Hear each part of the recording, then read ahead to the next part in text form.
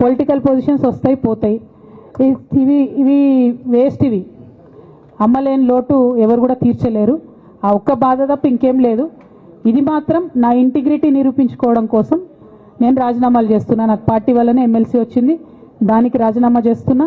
నేను పార్టీకి నష్టం చేసినాను అని చెప్పి పార్టీ నాయకులు మా నాన్నగారు భావిస్తున్నారు కాబట్టి పార్టీ కూడా రిజైన్ చేస్తున్నా.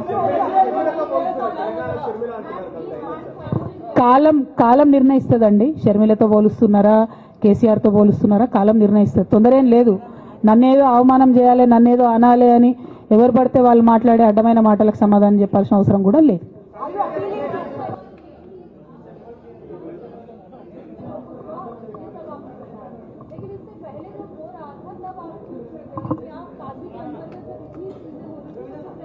మేడం, అంతకుముందు జరిగినటువంటి ప్రతి ఒక్క విషయం కూడా నేను ఇంటర్నల్గా చెప్తూనే వస్తున్నా. ये हमारी जो लेटर लीक होने से पहले भी जो पार्टी में मेरे खिलाफ एक्टिविटी चल रहे थे, जैसे पार्टी का हमारा चैनल है टी न्यूज़ चैनल, बहुत महीनों से मेरा नहीं दिखाते मैडम टी न्यूज़ में, क्योंकि वो संतोष राव चलाते हैं. मेरा न्यूज़ नहीं आता टी न्यूज़ में. अभी नमस्ते तेलंगाना में बंद करे, वो अलग बात है. बहुत रिसेंटली उनका बहुत देर के बाद बंद करे. टी न्यूज़ में कब का बंद कर दिया. ये सारे चीज़ें भी मैं बताई पार्टी में, लेकिन जब तक मेरा लेटर पब्लिक नहीं हुआ तब तक मैंने पब्लिकली अपने कभी भी दिक्कत मैंने किसी को नहीं बताया. जब लेटर उन्होंने खुद पब्लिक किया तो मुझे मजबूर होकर आज बात करना पड़ रहा है. ఏమో ఒక్క నిమిషం మా నిజామాబాద్ బిడ్డ ఏదో అడుగుతుంది. ఒక్క నిమిషం చెప్పరా.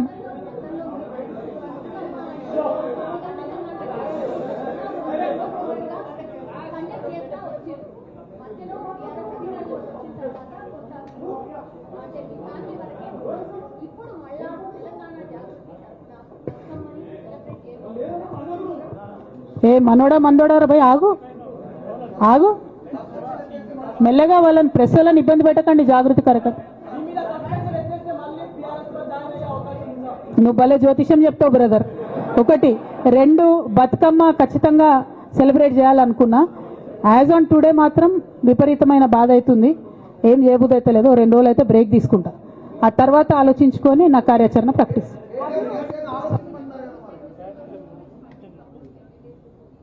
Madam, not couple, more than 20.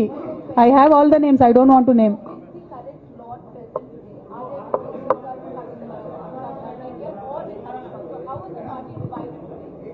I don't have that.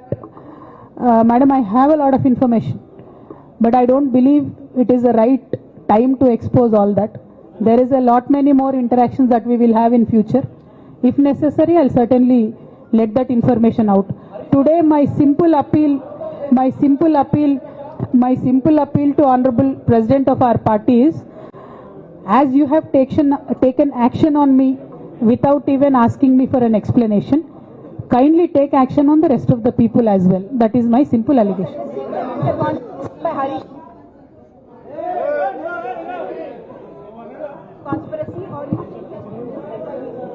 Madam, our family, myself and my brother and my father, they do not want us to be united, and unfortunately I believe they are filling my brother's ears and my father's ears, and I believe that they have succumbed to that malign campaign that has happened against me, and I hope they will soon realize that I am not the one who is hurting the party.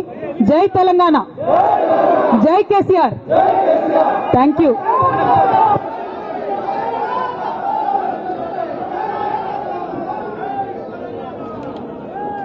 తెలకు నాయకులకు అందరికి కూడా హృదయపూర్వకంగా నా నమస్కారాలు తెలియజేస్తా ఉన్నాను. కానీ జాగృతి కార్యకర్తలు దయచేసి సాయిని వెనక్కి జరు కూర్చోబెట్టు. ప్రెస్ వాళ్ళని ఫ్రీగా కూర్చొని వెనక్కి జరు బిడ్డ. అజయ్ సీనా ఒక్క అడుగు వెనక్కేనా ప్లీజ్. కొద్దిగా వాళ్ళు ఫ్రీగా నిలబడండి.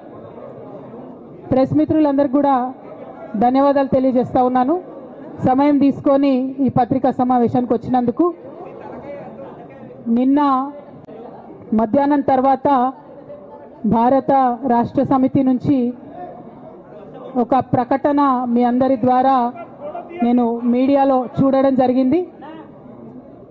మరి బీఆర్ఎస్ నుండి వచ్చినటువంటి ఈ ప్రకటనలో పార్టీ ఎమ్మెల్సీ శ్రీమతి కె కవిత ఇటీవలి కాలంలో ప్రవర్తిస్తున్న తీరుతెన్నులు, కొనసాగిస్తున్న పార్టీ వ్యతిరేక కార్యకలాపాలు బీఆర్ఎస్ పార్టీకి నష్టం కలిగించే రీతిలో ఉన్నందున పార్టీ అధిష్టానం ఈ విషయాన్ని తీవ్రంగా పరిగణిస్తున్నది.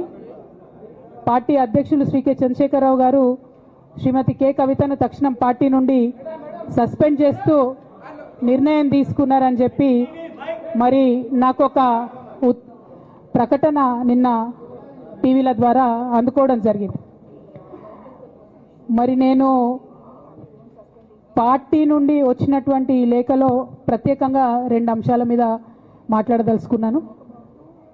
నేను అక్రమ కేసులు పెట్టి నా మీద తిహార్ జైల్లో 5.5 నెలల పాటు ఉండి బయటికి వచ్చిన తర్వాత నవంబర్ 23వ తారీఖు 2024 నుండి నేను ప్రజాక్షేత్రంలోకి వచ్చి అనేక కార్యక్రమాలు చేయడం జరిగింది.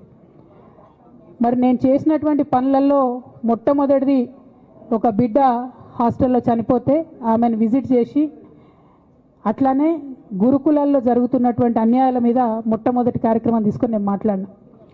ఆ తర్వాత బీసీలకు జరుగుతున్నటువంటి అన్యాయం, కాంగ్రెస్ పార్టీ మేనిఫెస్టోలో ఇచ్చినటువంటి 42% హామీ కోసము పెద్ద ఎత్తున నేను పనిచేయడం జరిగింది. అట్లానే మహిళలకు 2500 ఇవ్వాలని చెప్పి పోస్ట్ కార్డు ఉద్యమాన్ని నేను చేపట్టడం జరిగింది. పెద్దవాళ్లకు పెన్షన్లు పెంచాలని నేను ఉద్యమాలు చేయడం జరిగింది. తెలంగాణ తల్లి స్వరూపాన్ని మారిస్తే అట్లెట్లా మారుస్తారని రౌండ్ టేబుల్ సమావేశం పెట్టినాం. బనకచర్లు అక్కడ కడుతున్నారంటే దాని మీద